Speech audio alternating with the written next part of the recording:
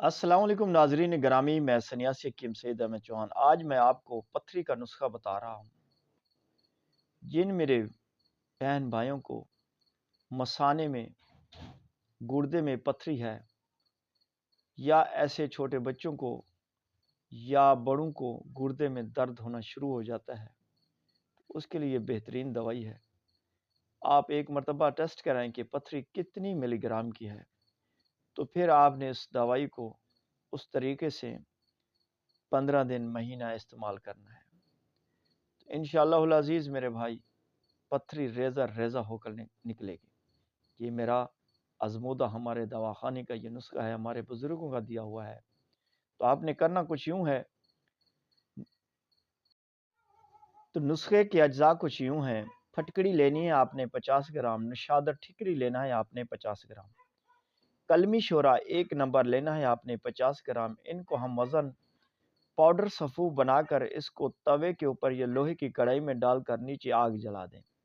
जब ये बिल्कुल पाउडर फाइन यानी कि ठिकरी जम जाए, बिरिया हो जाए, तो इसको खतोर कर, इसको नीचे उतार कर, इसको कूट कर इसको पाउडर करें, सफ़ूफ बनाएं। और इसमें आपने 50 ग्राम सर संगमाही डालनी है और 50 ग्राम आपने जौखार डालनी है।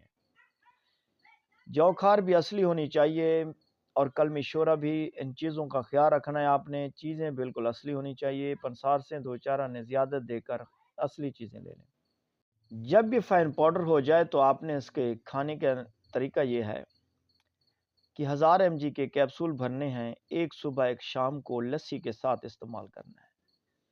सुबह दही की लस्सी बना लें, शाम को दूध को 1 कप चाय का 1 कप पानी मिक्स करके वो कैप्सूल ले सकते हैं इंशाअल्लाह अज़ीज़ मेरे भाई। और जो सुबह लेना है वो निहार मुँह लेना है, नाश्ते से पहले लेना है लस्सी के साथ।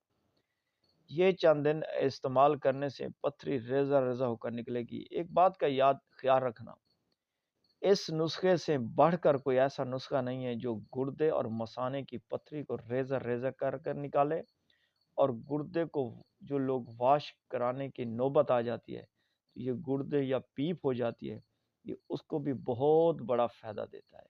ये बहुत लाजवाब नुस्खा है मेरे भाई, इसको बनाओ और फ़ायदा उठाओ।